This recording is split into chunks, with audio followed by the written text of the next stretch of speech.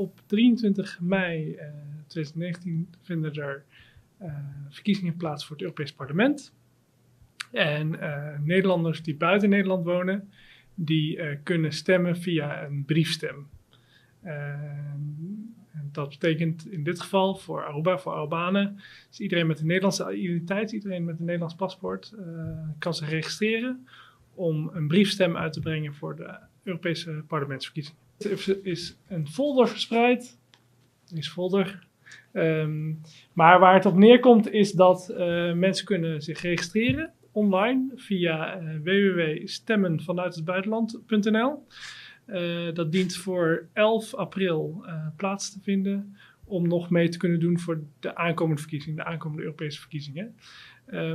Als u zich registreert daarop en u bent Nederlander en u kunt een kopie van het Nederlands paspoort meesturen, dan krijgt u vanzelf spullen toegestuurd.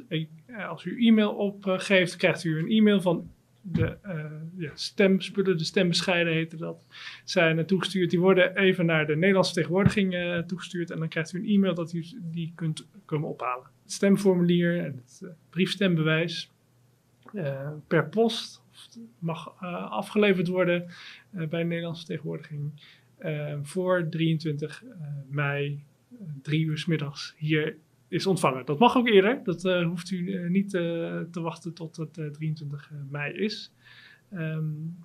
Maar dat is hoe briefstemmen in werking gaat. Eerst registreren, dan ontvangt u de spullen en dan voor 23 mei 3 uur inleveren bij de Nederlandse vertegenwoordiging. De Europese Unie betekent ook wel iets voor Caribische landen, waaronder Aruba. Aruba is een zogenaamde LGO.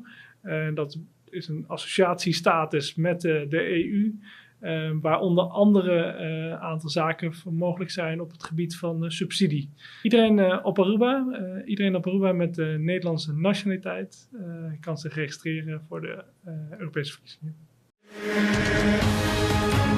Essa aqui tá é Arubiano, o website